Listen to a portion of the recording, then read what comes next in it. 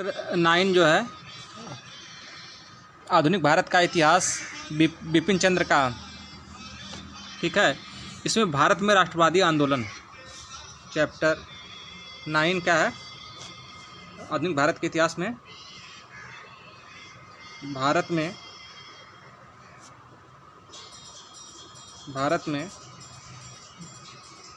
राष्ट्रवादी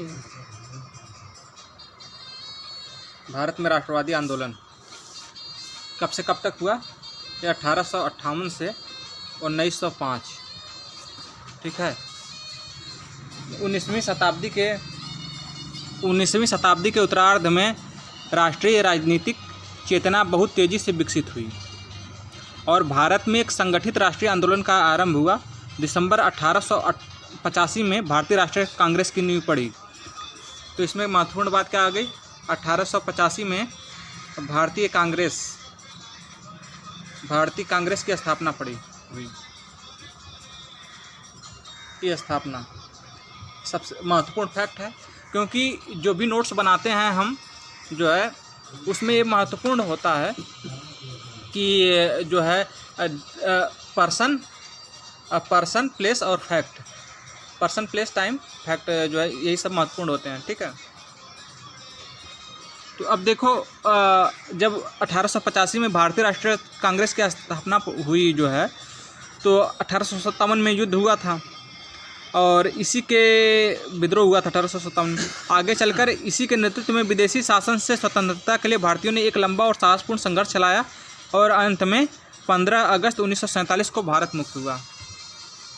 15 अगस्त 1947 यानी कि भारत स्वतंत्र हुआ,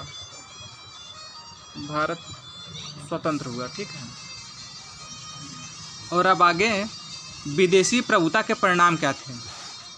तो ये हेडिंग हो गई, विदेशी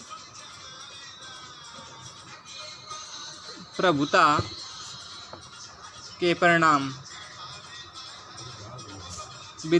के परिणाम, ठीक है। अब जो कुछ भी इसमें इस हेडिंग के अंतर्गत जो भी लिखेंगे वो विदेशी प्रभुता के परिणाम ही होंगे, ठीक है। तो ये हो गई हेडिंग। ये हिस्ट्री पूरा आपको तैयार कर देगा बहुत ही अच्छे ढंग से, ठीक है। विदेशी प्रभुता के परिणाम क्या हुए? आधुनिक भारतीय राष्ट्रवाद बुनियादी तौर पर विदेशी आधिपत्य की चुनौती के जवाब के रूप में उदित हुआ। आधुनिक भारतीय राष्ट्रवाद बुनियादी तौर पर विदेशी आधिपत्य की चुनौती के जवाब, यानी कि विदेशी शासन को जो है उस चुनौती देने के लिए जो है, तो स्वयं ब्रिटिश शासन की परिस्थितियों ने भारतीय जनता में राष्ट्रीय भावना विकसित करने में सहायता दी। यानी कि ब्रिटिश के समय जो भी परिस्थितियां हुई थी उसने भारत की जो जनता को राष्ट्रीय भावना विकसित करने में सहायता दी। ब्रिटिश शासन तथा उसके प्रत्यक्ष और परोक्ष परिणामों ने ही भारत में राष्ट्रीय आंदोलन के विकास के लिए भौतिक, नैतिक और बौद्धिक परिस्थितियां तैयार की। ब्रिटिश शासन तथा उसके प्रत्यक्ष और परोक्ष परिणामों ने क्या किया? भारत में राष्ट्रीय आंदोलन के विकास के लिए भौतिक और नैतिक बौद्धिक परिस्थितियां तैयार की। इस आंदोलन की जड़ें भारतीय जनता के हितों तथा भारत में ब्रिटिश हितों के टकराव में थी, ठीक है। भारतीय जनता के हितों के लिए तो थी नहीं, उनका कल्याण तो चाहती नहीं थी, तो वो ब्रिटिश जो है भारत में अपना ही हित चाहते थे, ठीक है। तो दोनों में टैली नहीं बनेगी। अंग्रेज़ों ने अपने हितों को पूरा करने के लिए भारत को अधीन बनाया और इसी उद्देश्य से ध्यान में रखकर वे भारत का शासन चलाते थे, ठीक है। अक्सर ब्रिटेन के लाभ के लिए भारतीयों की भलाई का भी ध्यान में नहीं रखते थे। अभी एक ही बात आ रही है ना कि भारतीयों का वो हित नहीं चाहते थे। तो धीरे धीरे भारतीयों ने अनुभव किया कि लंकाशायर के उद्योगपति तथा अंग्रेज़ों के दूसरे प्रमुख वर्गों के हितों के लिए उनके अपने हितों का बलिदान किया जा रहा है, ठीक है। विदेशी प्रभुता के परिणाम क्या निकले? ये यहाँ पे महत्वपूर्ण, लंकाशायर के उद्योगपति,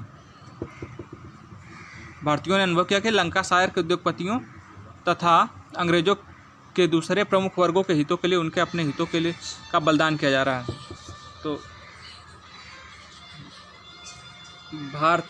तो इसमें क्या हुआ? भारतीयों के हितों का बलिदान।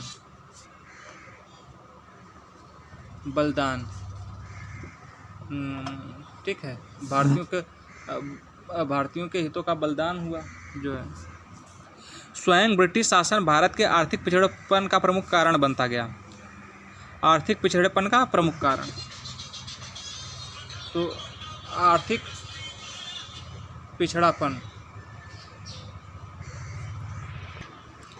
पिछड़ापन का कारण बन गए, आर्थिक पिछड़ापन। ठीक है, और ब्रिटिश शासन के आर्थिक पिछड़ापन का प्रमुख कारण बनता गया।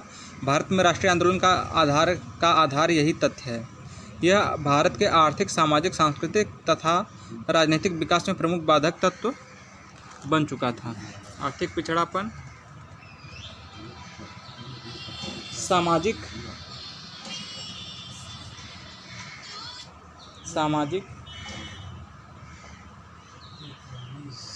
सांस्कृतिक,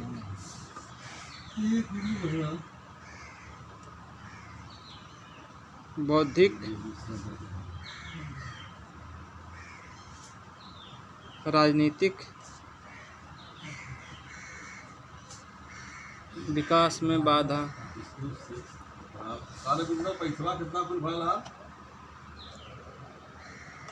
इससे भी बड़ी बात यह है कि अधिक संख्या में भारतीय इस तथ्य को स्वीकार करने लगे थे और उनकी संख्या बढ़ती जा रही थी। ठीक है, और भारतीय समाज के प्रत्येक वर्ग, प्रत्येक समूह ने धीरे धीरे यह देखा कि उसके हित अंग्रेज शासकों के हाथों में असुरक्षित हैं। किसान देख रहे थे कि सरकार जमीन की मालगुजारी के नाम पर उनकी उपज का एक बड़ा हिस्सा उनसे ले लेती थी। जमीन की मालगुजारी के नाम पर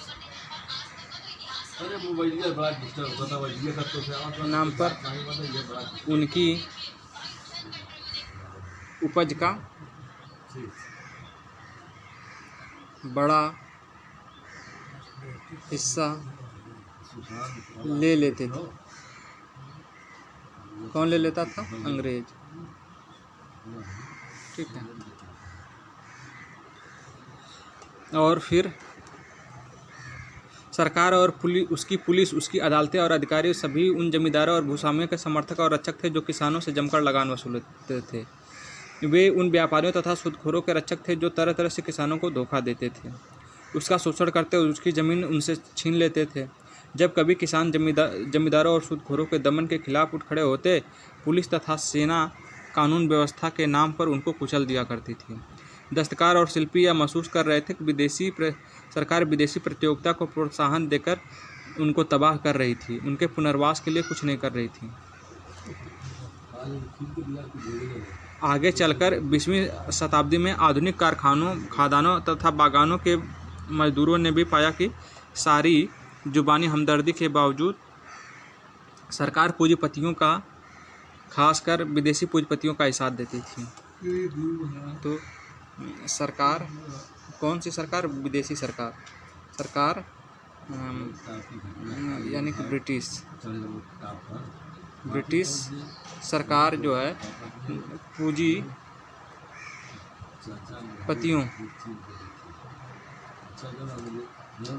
यानी विदेशी पूंजीपतियों का साथ देती थी। दस्तकार, शिल्पी, किसानों के अधिकारों को कुचल दिया जाता, कर छीन लिए गए। ठीक है,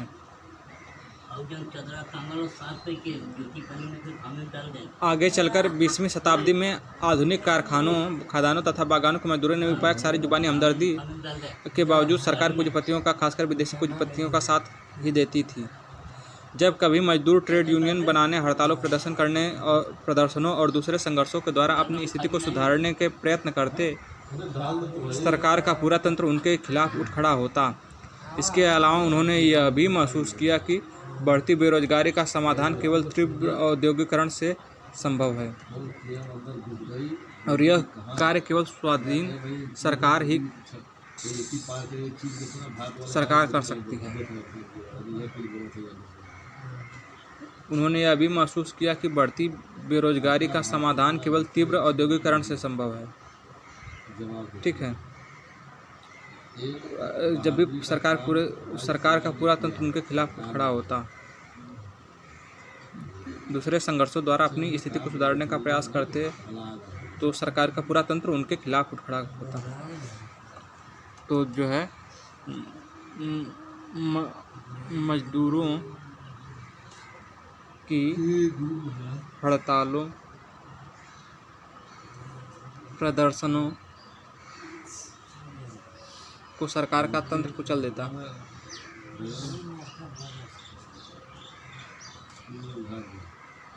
सरकार का तंत्र कुचल देता।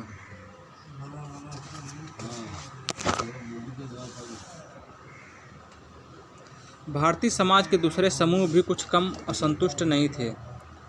शिक्षित भारतीयों का उभरता हुआ वर्ग अपने देश की दयनीय शिक्षित भारतीयों का उभरता हुआ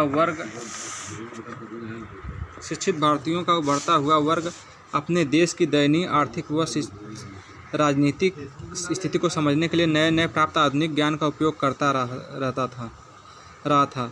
पहले जिन लोगों ने 1857 में ब्रिटिश शासन का इस आशा से समर्थन किया था कि विदेशी होने के बावजूद यह शासन देश को एक आधुनिक तथा औद्योगिक देश बनाएगा, वे अब धीरे धीरे निराश होने लगे। आर्थिक दृष्टि से उन्हें आशा थी कि ब्रिटिश पूंजीवाद जैसे ब्रिटेन में उत्पादक शक्तियों को विकसित किया था, उसी प्रकार वह भारत की उत्पादक शक्तियों को भी विकसित करेगा। लेकिन उन्होंने यह पाया कि ब्रिटेन के पूंजीवाद के इशारों पर भारत में जो नीतियाँ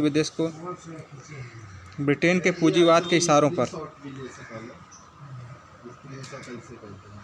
ब्रिटेन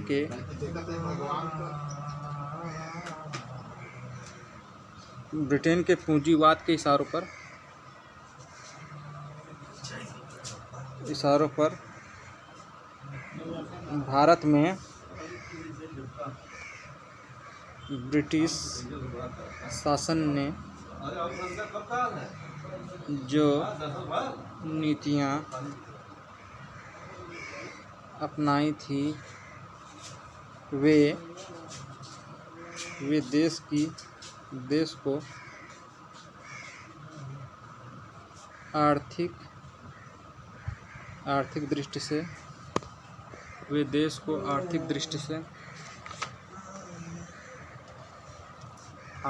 से पिछड़ा या अल्प विकसित बनाई हुई थी और उसकी उत्पादक शक्तियों के विकास में बाधक थी। शक्तियों के विकास में बाधक थी।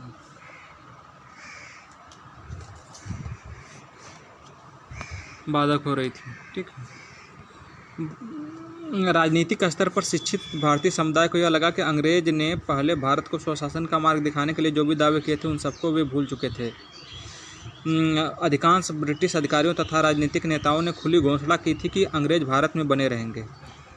ऐसा इसके अलावा भाषण, प्रेस तथा व्यक्ति को आर्थिक स्वतंत्रता देने की जगह अंग्रेज उन पर अधिकाधिक प्रतिबंध लगाते जा रहे थे। तो भाषण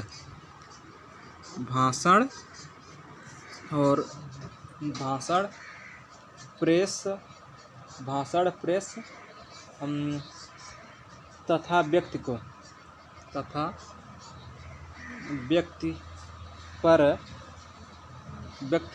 की स्वतंत्रता पर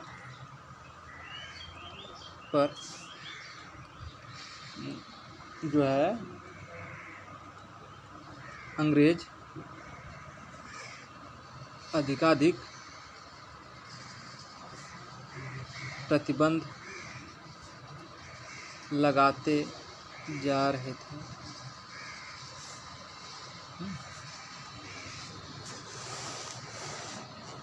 उभरते हुए भारतीय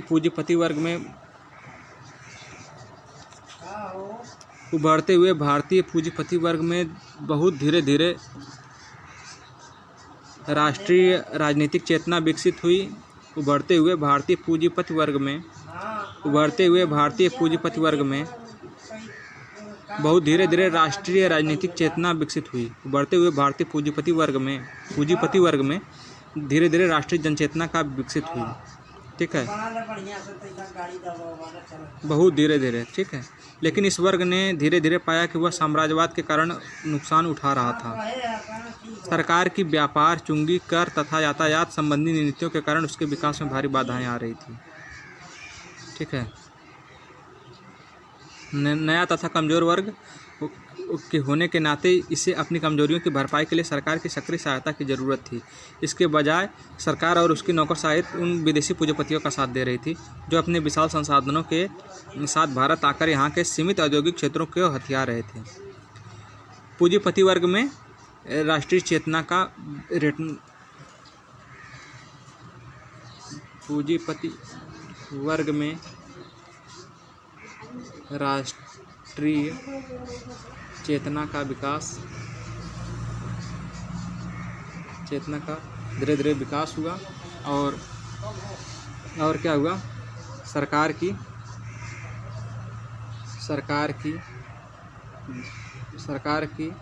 व्यापार, चुंगी, कर तथा यातायात संबंधी नीतियों के नाते इसे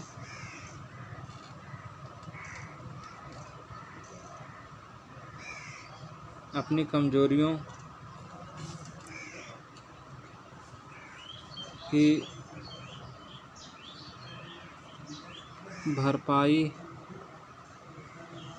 के लिए सरकार की सक्रिय सहायता की आवश्यकता थी।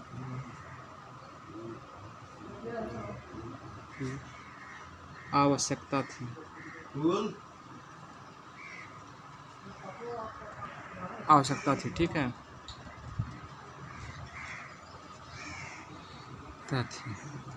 नया तथा कमज़ोर वर्ग होने के नाते अपनी कमजोरियों की भरपाई के लिए सरकार की सक्रिय सहायता की जरूरत थी। इसके बजाय सरकार और उसकी नौकरशाही विदेशी पूंजीपतियों का साथ दे रही थी। पहले हो चुका है। विशाल संसाधनों के साथ भारत आकर यहाँ सीमित औद्योगिक क्षेत्र को हथिया रहे थे। जो है विदेशी सीमित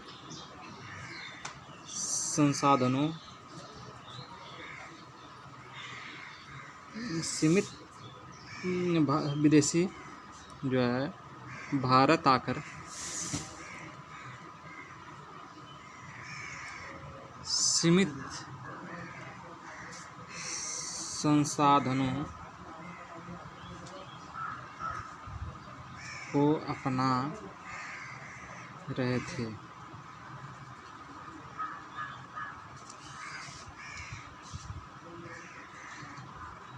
विदेशी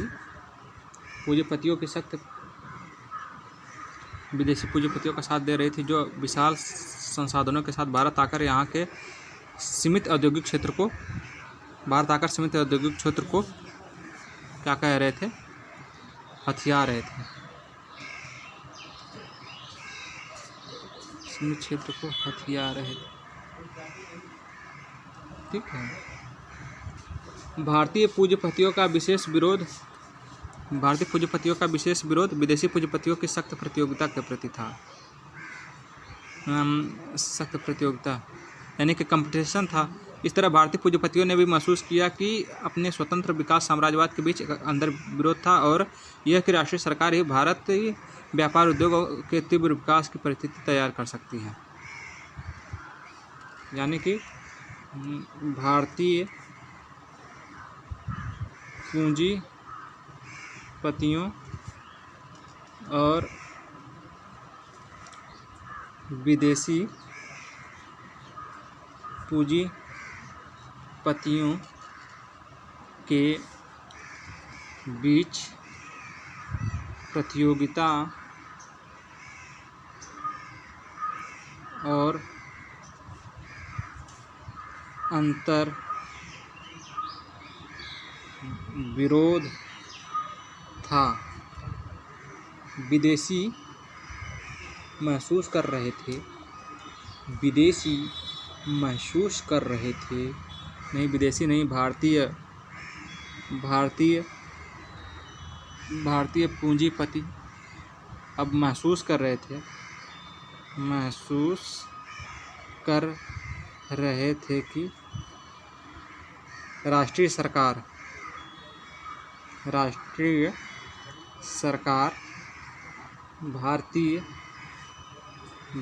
भारतीय व्यापार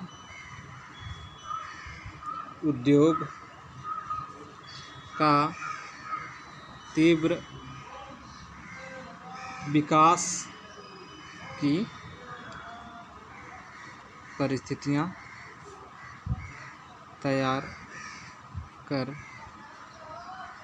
सकती है। ठीक है, जैसा कि हमने इससे पहले देखा है, भारतीय समाज केवल जमींदार, भूस्वामी, राजे महाराजे ही ऐसे वर्ग थे जिनके हित विदेशी शासकों के हितों से मेल खाते थे, इसलिए वे अंत तक विदेशी शासन का साथ देते रहे। ठीक है, लेकिन इन वर्गों से बहुत से लोग राष्ट्रीय आंदोलन में आए। उस समय के राष्ट्रवादी वातावरण में देशभक्ति की भावना ने बहुतों को प्रभावित किया। इसके अलावा प्रजातीय भेदभाव, श्रेष्ठता की नीतियों ने प्रत्येक विचारशील स्वाभिमानी भारतीय में घृणा जगाकर उसे उठा खड़ा किया, चाहे वह किसी भी वर्ग का क्यों न रहा हो।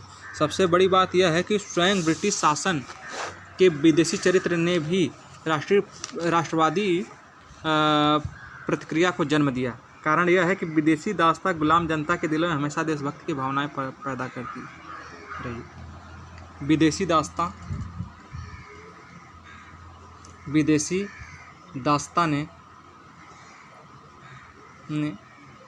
भारतीय गुलाम जनता के दिलों में हमेशा देशभक्ति भावना पैदा करती। ठीक है, संक्षेप में यह कहा जा सकता है कि विदेशी जो साम्राज्यवाद का अपना चरित्र, भारतीय जनता पर उसका हानिकारक प्रभाव, इन बातों के कारण ही भारत में एक शक्तिशाली साम्राज्यवाद विरोधी आंदोलन का धीरे धीरे जन्म और विकास हुआ। यह आंदोलन एक राष्ट्रीय आंदोलन था, क्योंकि यह समाज के विभिन्न वर्गों और समुदायों के लोगों को प्रेरित कर रहा था अपने मतभेद बुलाकर के शत्रु के खिलाफ एकजुट हों। यानी कि जो है भारत के जो है विदेशी साम्राज्यवाद विरोधी आंदोलन धीरे धीरे का जन्म और विकास हुआ। यह आंदोलन एक राष्ट्रीय आंदोलन था। राष्ट्रीय आंदोलन इसलिए था क्योंकि जो है भारत के सभी वर्गों के लोग आपसी मतभेद, यानी कि जाति, धर्म, वर्ग आदि के मतभेद भुलाकर अपने शत्रु के खिलाफ राष्ट्रवादी आंदोलन में शामिल हुए। ठीक है, अब फिर क्या है, अब है देश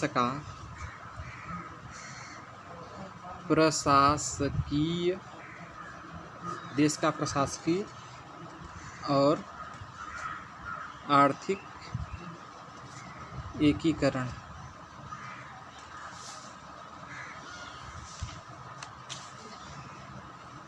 ठीक है। 19वीं और 20वीं शताब्दी में भारत का एकीकरण हो चुका था। ठीक है, और वह एक राष्ट्र के रूप में उभर चुका था। 19वीं 20वीं शताब्दी में भारत का एकीकरण हो चुका था और वह एक राष्ट्र के रूप में उभर चुका था। इसलिए जो है भारतीय जनता में राष्ट्रीय भावनाओं का विकास आसानी से हुआ। अंग्रेजों ने धीरे धीरे पूरे देश में सरकार की एक समान आधुनिक प्रणाली लागू कर दी। जो है पूरे देश में सरकार की एक समान आधुनिक प्रणाली लागू कर दी थी और इस तरह इसका प्रशासकीय एकीकरण हो चुका था। अंग्रेजों ने पूरे देश में एक समान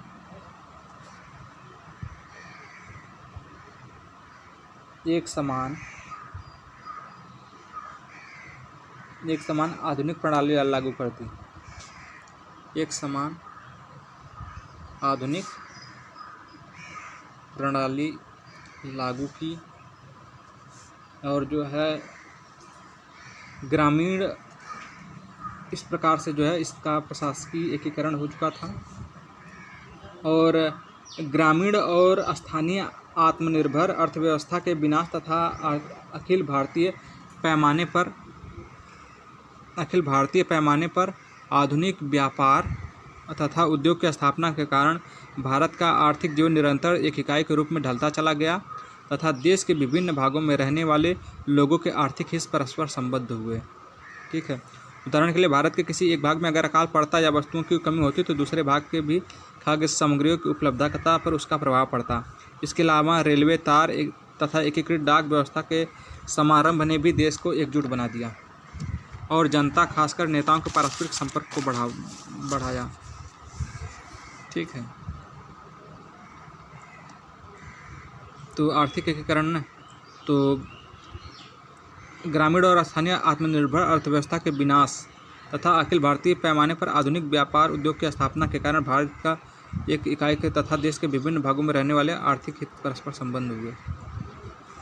ग्रामीण और स्थानीय आत्मनिर्भर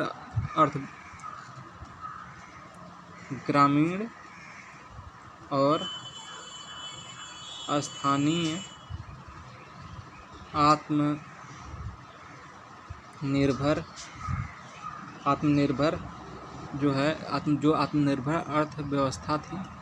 अर्थव्यवस्था का जो है इसमें विनाश और आधुनिक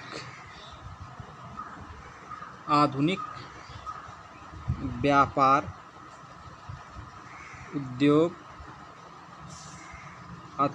उद्योग की आधुनिक व्यापार और उद्योग की स्थापना के कारण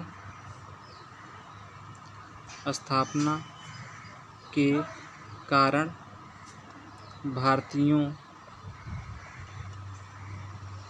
के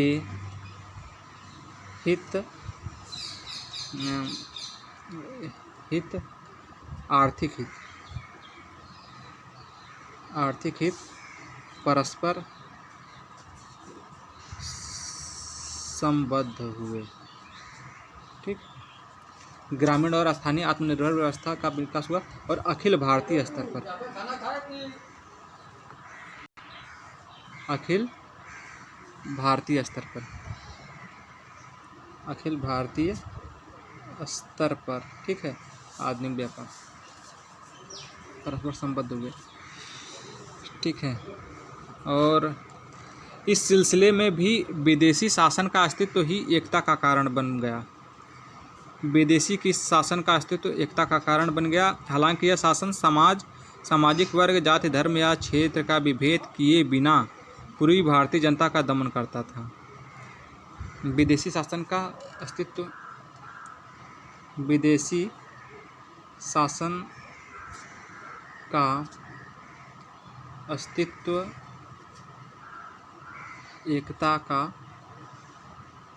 कारण बन गया। ठीक है। और पूरे देश के लोगों ने देखा कि वे एक ही शत्रु अर्थात ब्रिटिश शासन के हाथों पीड़ित थी। ठीक है। एक तरफ तो यह भारतीय राष्ट्रवाद के उदय का प्रमुख कारण बना और दूसरी तरफ साम्राज्य विरोधी संघर्ष तथा उस संघर्ष के दौरान उस उपजी एकजुटता की भावना ने भारतीय राष्ट्र के निर्माण में महत्वपूर्ण योगदान दिया। भारतीय तो पूरे देश के लोगों ने वे एक ही शत्रु थे, ब्रिटिश के हाथों पीड़ित थे। और जो है एक तरफ तो यह भारतीय राष्ट्रवाद के उदय का प्रमुख कारण बना, जो है यानी कि ब्रिटिशर्स जो है लोगों को ब्रिटिशर्स जो है इतना लोगों को इतना सता रहे थे, तो सताने के कारण लोग जो है परस्पर एकजुट हो गए, क्योंकि जब तक हम एकजुट नहीं हो पाएंगे तब तक हम अंग्रेज़ों का सामना कैसे करेंगे। तो यह एक बहुत ही महत्वपूर्ण धारणा थी, बहुत ही महत्वपूर्ण बात थी, जिसके कारण जो है पूरी जनता एकजुट हुई और जो है राष्ट्र के